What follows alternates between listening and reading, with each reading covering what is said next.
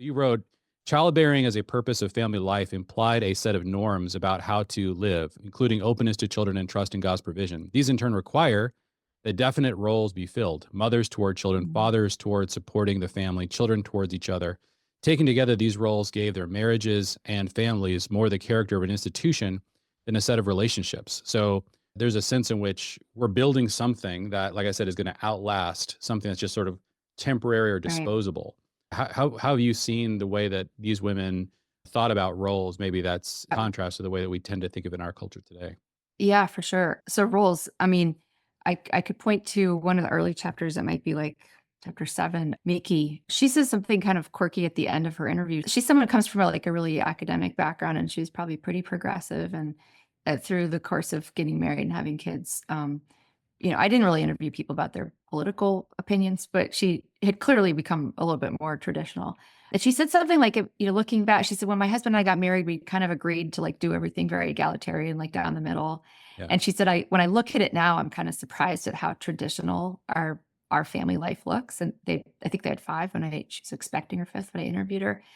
So that's kind of that idea, like without even intending it, kind of like water flows downhill.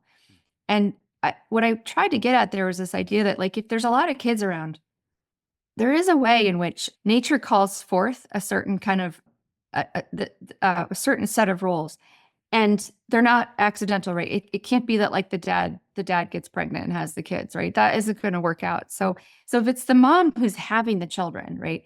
There's a sense in which, like, now I'll use a different word, but it's related to role. She's specializing in that. So for me as an economist, this is like really natural. We think about all, like, why is it that we'll say teams and we'll say more people? If you can get more people involved in the production of something, why is it why is it you get more out of that group? Well, you get more only if they specialize. Because what happens is, like, we naturally get pretty good at the thing we're specializing in. So sure, like, there's going to be some cases where maybe things are a little upside down, and the one who's specializing in giving birth is also specializing in breadwinning. But ordinarily speaking, that's really not what nature provided for us. So then, so this is like basically what's describing what you're describing. So if you just have a one child family, or maybe 2, you actually don't have to specialize that much.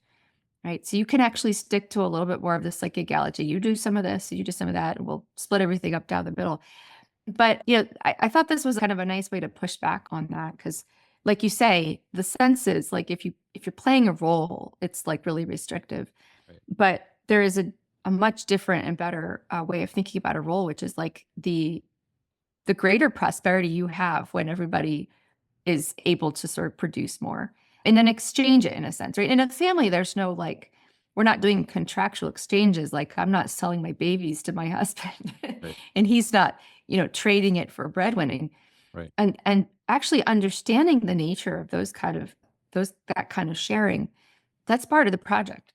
Yes. Because you could argue that along with that kind of individualized sense, like I evaluate how I'm doing on the basis of me. It really borrows a lot from an economic mode Right. and not from this familiar mode. So it's really terribly helpful to show how actually certain principles that are true in economics can hold in the family, but the basis isn't contractual exchange. The Right. basis is sharing a whole life together.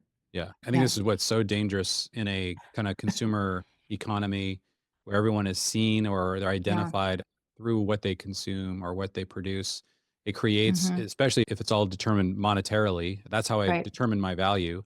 This Yep. really is hard on mothers because Yeah. when they do make sacrifices at the economic level to bless their family, then Yeah. instead of it being seen as, wow, this is like the whole point, like this is Yeah. what's providing the most meaning. Like I'm just out there Yeah. working so that we can flourish as a family, but you're actually building and raising the family.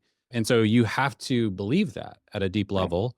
Otherwise, you are clearly undermining this division and you're both sort of negotiating for who can give the family the least, which I think happens in a lot of families. And it does make sense why at that point you would consider each child to be a giant Yeah. liability as opposed to Yeah. an incredible asset. So Taking something away.